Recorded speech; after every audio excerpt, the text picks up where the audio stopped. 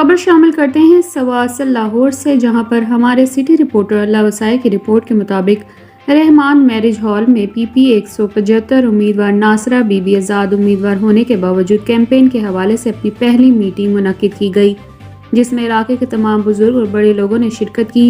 नासरा बीबी का कहना है कि और शहरी गाँव में तमाम सहूलतें आवाम तक दी जाएंगी। नादरा दफ्तर और प्रेस कॉन्फ्रेंस में उनका क्या कहना था, आइए जानते हैं इस रिपोर्ट में।